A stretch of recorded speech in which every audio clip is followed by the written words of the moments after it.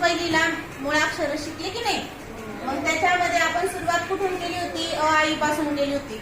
तर यापैकी 14 जे पहिले आहेत ते आहेत स्वर. म्हणजे काय की कोणताही व्यंजन, कोणताही शब्द, आता समजा तुम्ही क बोलले तर क म्हणा बरं क.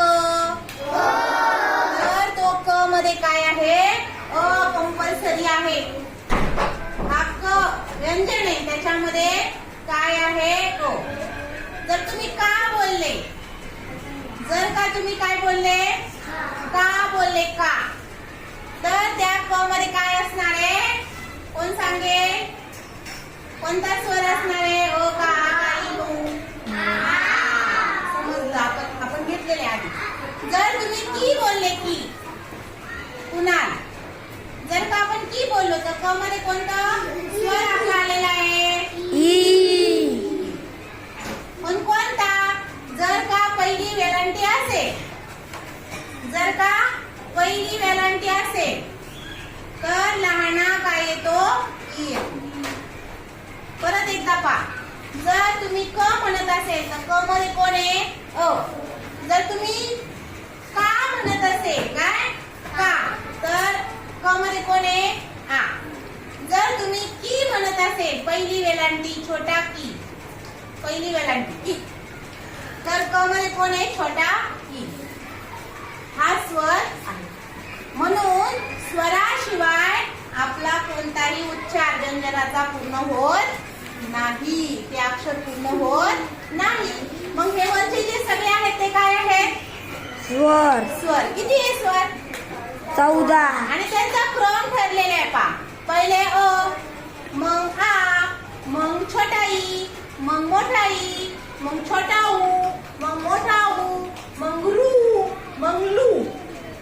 काय हा? हा काय सांगा? रू. आणि हा काय आहे? लू. नंतर काय आहे? ए. आणि नंतर ए. आता ए नंतर पहिले आई होता. ए नंतर पहिले काय लिहायचो आपण? आई लिहायचो. पण आता ए लिहितोय. का बरं? इंग्रजी शब्द आपण वापरतोय. ऍपल, हा, काही बरेच शब्द आपण वापरतो. बॉल. मग तो अ कुठून आणायचा? तर तो आपण इंग्रजी शब्द जास्त वापरल्यामुळे आपल्या मराठी भाषेत सुद्धा ए आणि काय आलाय? ऑल आला. कुठून आला तो? पाहुणा आला. पहिले आपले किती स्वर होते? 12च होते. ए नंतर आता कोणाचा नंबर आहे? ए. आणि मग कोण वापरणार? ऐ.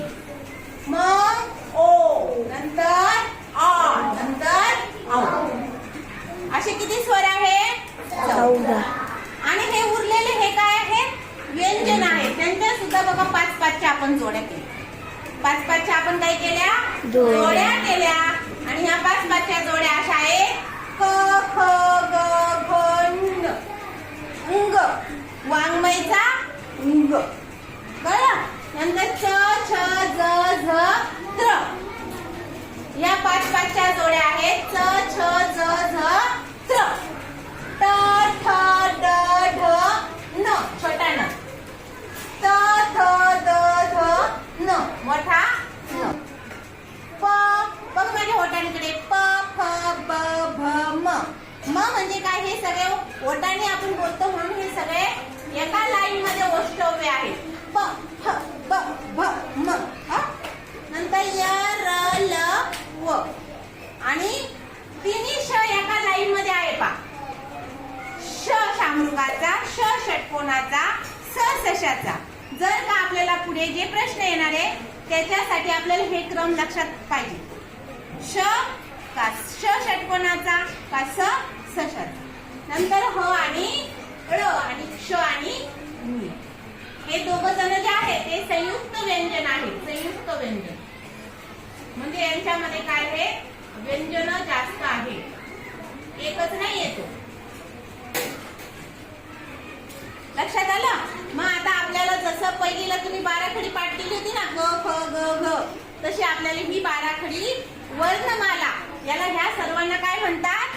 वर्णमाला म्हणतात. जसं इंग्लिश मध्ये तुम्ही AEIO व्हॉवेल्स आणि उरलेले जे राहतात B, C, D, उरलेले तुम्ही 21 काय करतात? व्यंजन पाठ करतात. करतात, त्यांचा क्रम पाठ करतात, तसं याचा सुद्धा क्रम आपल्याला पाठ करायचा आहे.